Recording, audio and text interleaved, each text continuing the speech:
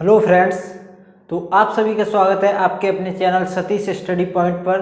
तो अक्सर आपने ये लाइन तो सभी ने सुनी होगी, प्रैक्टिस मेक्स परफेक्ट। इसका क्या मतलब होता है ये सबको पता होगा कि कोई भी फील्ड हो, अगर आप उस पर लगातार मेहनत करते हो तो वो आप उसमें इतने माहिर हो जाते हो, इतने माहिर हो जाते हो कि आपको उसमें कोई हरा नहीं सकता। जैसे ही वो किसी भी फील्ड की बात हो सकती है, स्टडी से रिलेशन हो सकती है, कोई दूसरी फील्ड हो सकती है, क्रिकेट हो सकता है, कोई भी गेम हो सकता है, कोई भी फील्ड हो सकती है।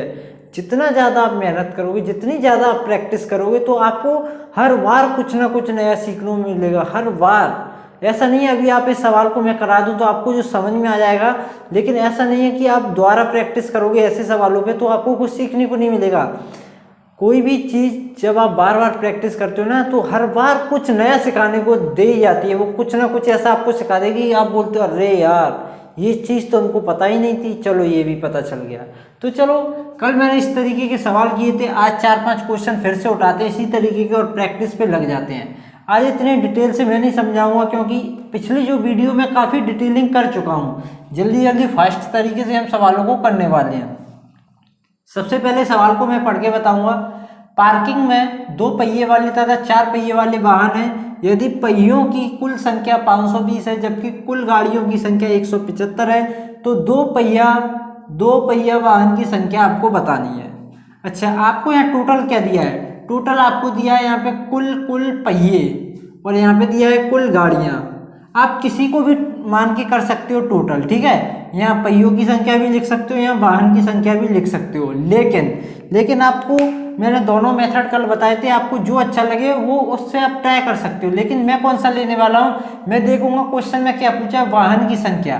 तो देखो, वाहन की संख्या पूछिए तो वाहन मान के नहीं करूंगा, मैं मान के करूंगा पहियों की संख्या, ठीक है। तो पहियों की संख्या क्या टोटल कितनी है? 520। अगर इधर पहिए हैं तो इधर भी क्या लिखूंगा मैं? पहियों की संख्या। यहाँ भी लिखूंगा पहियों की संख्या। ये क्या है? पहिए हमारे, ठीक है। तो देखो, यहाँ मान लेते हैं 2 पहिए वाले, यहाँ मान लेते हैं 4 पहिए वाले वाहन है। अच्छा देखो, 175 वाहन है। कितने? 175। अब ये मान के चलना है आपको कि 175 के 175 वाहन 2 पहिए वाले हैं। कितने? 2 पहियों वाले हैं। तो टोटल पहियों की संख्या यहाँ कितनी हो जाएगी बताओ?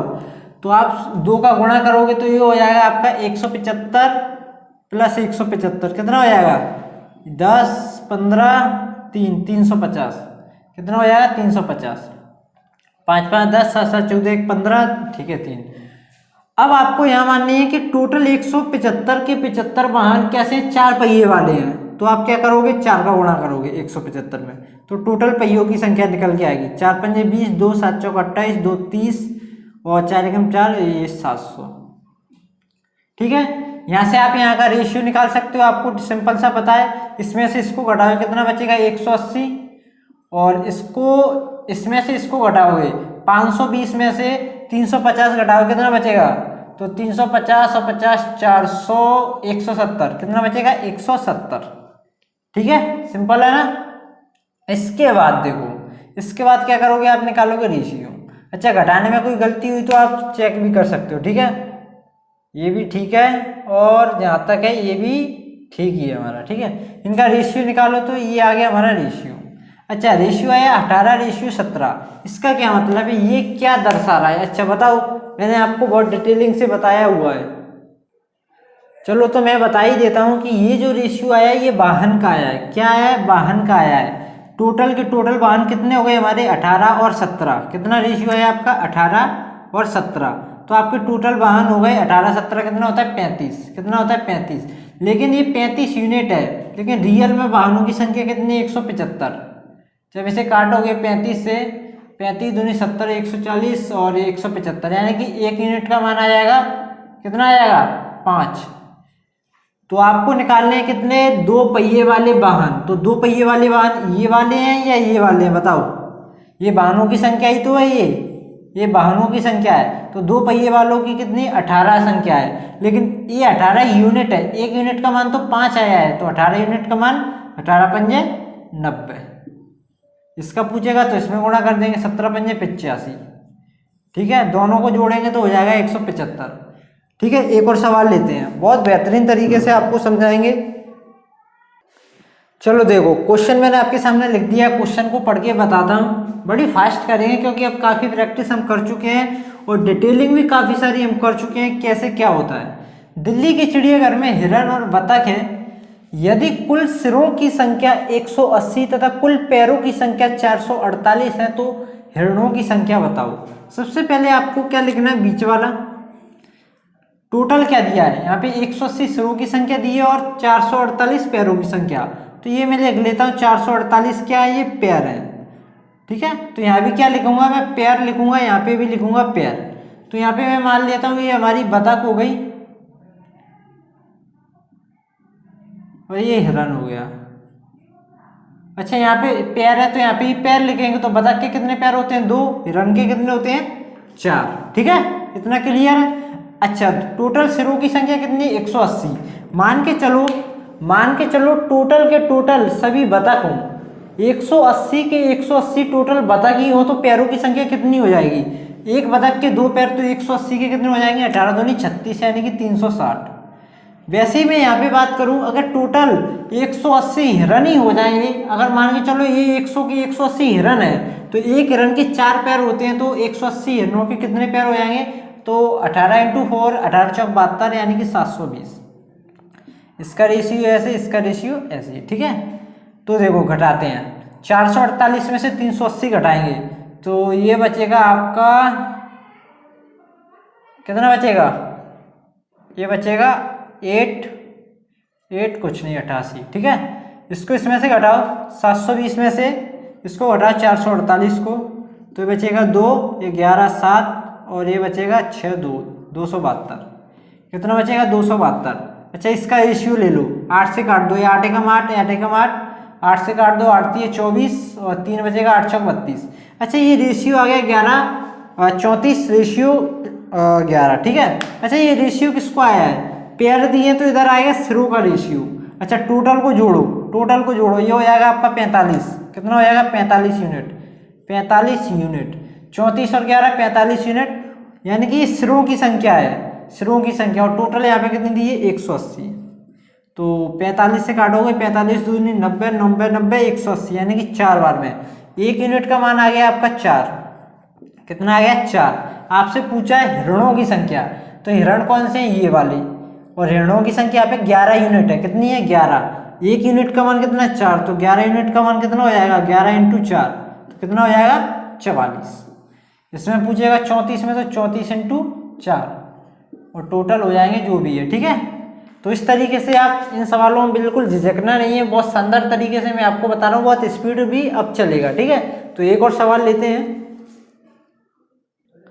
क्वेश्चन देखो मैंने आपके सामने लिख दिया है, क्वेश्चन पढ़ के बताता हूँ और एलिगेशन से मैं करके बताता हूँ। 41 रुपये की धनराशि 50 छात्रों में बांटी गई है। यदि प्रत्येक लड़के को 90 पैसे तथा प्रत्येक लड़की को 65 पैसे मिले हों तो लड़कों की संख्या ज्ञात करो।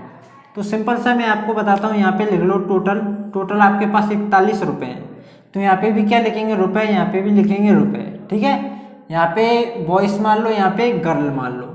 अच्छा, बॉयस को कितने मिले हैं, 90 पैसे और यहाँ पे गर्ल को मिले 65 पैसे। ठीक है, अब देखो, अच्छा ये पैसे में, तो इसको भी पैसे में कन्वर्ट कर देते हैं, इससे आसानी होगी। 41 रुपये को मैंने पैसों में कन्वर्ट कर दिया, 100 से गुणा कर दिया 4100 पैसे, क्योंकि ये पैसे में दिए थे मेरे को।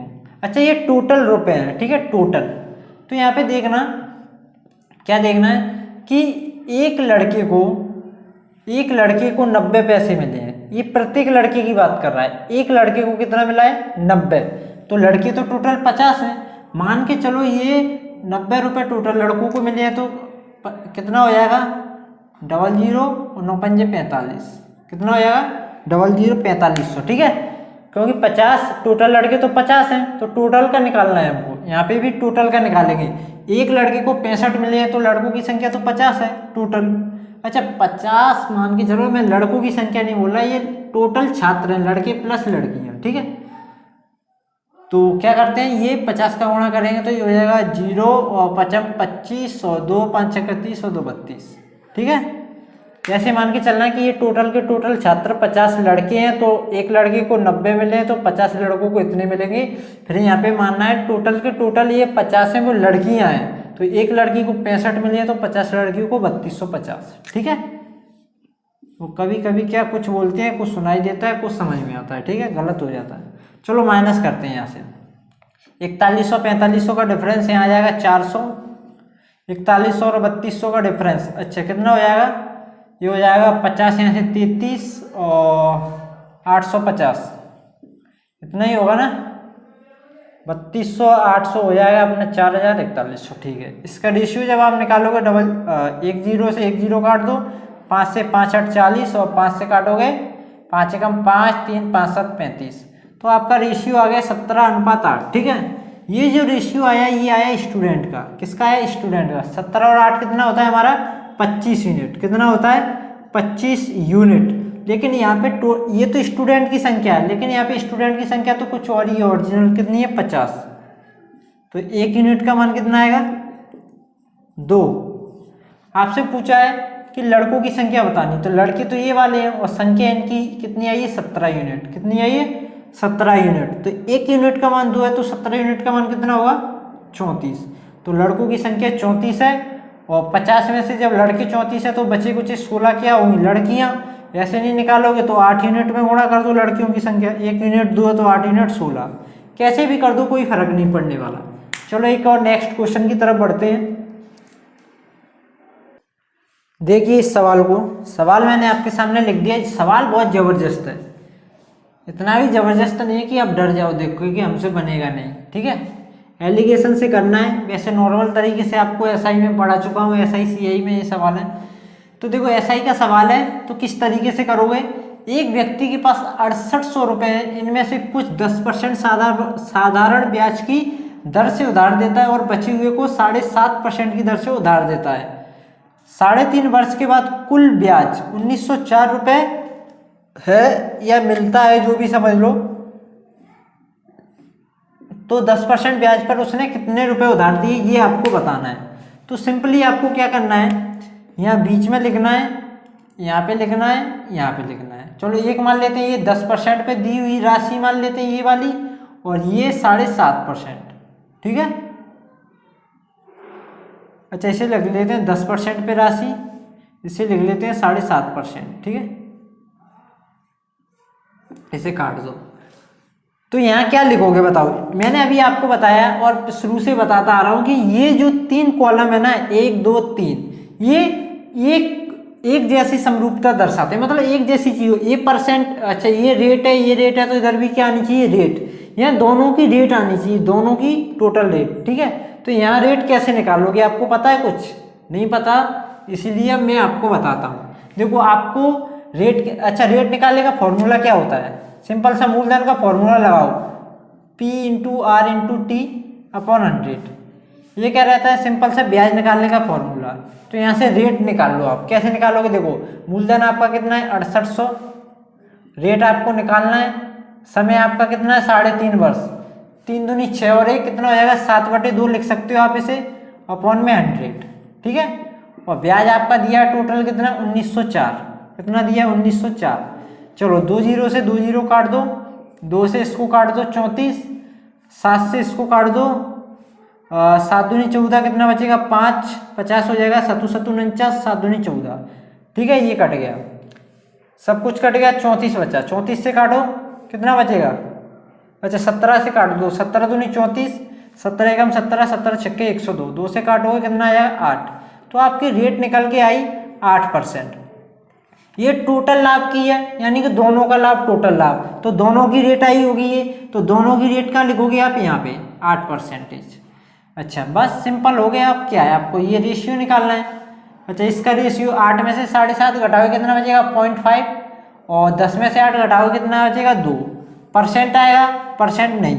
अच्छा ये अब आपको इंपॉर्टेंट बात याद क्या रखनी है पता है, ये बहुत इंपॉर्टेंट बात है, ध्यान रखना। जब भी ये रेट वाले क्वेश्चन आएंगे, इधर रेट इधर रेट इधर रेट, और ये जो रेशियो आएगा, ये रेशियो किस चीज का आएगा, ये रेशियो किस चीज का आएगा, किस चीज को बता रहा है ये रेशियो, ये रेशियो बताएगा मूलधन को। क्या बताएगा, मूलधन को। रेट हमेशा मूलधन के सापेक्ष में तो बोली जाती है, समझो इस बात को। अगर इधर रेट है तो इधर रेशियो हमेशा हमेशा किसका आएगा, मूलधन का। तो ये हमारा मूलधन का रेशियो किसका है, मूलधन का, कि ये हमारा टोटल मूलधन है, ठीक है, क्या है, मूलधन। तो देखो इसको पॉइंट में दिया है तो इसको सही भी कर सकते हो, 2 से गुणा इधर कर दो, 2 से गुणा इधर कर दो, नहीं करना तो कोई दिक्कत नहीं है, ऐसे ही हो जाएगा। 2 से गुणा करने से होगा क्या, 2 पंजे 10, तो एक अंक के बाद पॉइंट, तो पॉइंट ये 1 बन गया, ये बन गया हमारा 4, ये इसलिए बनाया मैंने, ठीक है, ये हट गया, ठीक है, तो 1:4 आ गया, नहीं तो 0.5 और 2 का रेशियो भी ठीक था। ये हमारा क्या मूलधन है, क्या है मूलधन, 4 और 1 5, 5 यूनिट मूलधन है हमारा, क्या है, मूलधन। टोटल रकम जो हमारे पास है 5, लेकिन रियल में कितनी है, 6800। तो 1 यूनिट का मान कितना आ जाएगा, 5 से काटोगे 5 एकम 5, 5 3 15, 5 छक्का 30, 0, 1360 रुपये, कितना आ जाएगा, 1360, 1 यूनिट का मान। आपसे लास्ट टाइम पूछा भी है कि 10% ब्याज पर उसने कितने रुपए दिए, तो 10% और 7.5%। 10% कौन सा, ये वाला, तो 10% पे उसने 1 यूनिट दिया, 7.5% पे उसने 4 यूनिट दिए। तो 10% का पूछ रहा है तो 1 यूनिट, और 1 यूनिट का मान कितना होता है, 1360 इस क्वेश्चन में, ठीक है। तो अगर ये पूछता कि 7.5% पे उसने कितनी रुपए उधार दिए, तो उस पर 4 यूनिट, और 1 यूनिट का मान कितना अभी निकाला हमने, कितना, 1360, तो 4 यूनिट का 4 का गुणा करके निकाल देते। तो ये कुछ कॉन्सेप्ट था बचा हुआ, तो मैंने इस वीडियो में कवर किया है, ये एक टाइप था। अब कल का जो नया टाइप आएगा मिक्सचर एंड एलिगेशन में, तो उसके लिए कल हम बात करेंगे। आज के लिए इतना ही, मिलते हैं नेक्स्ट वीडियो में, तब तक के लिए धन्यवाद।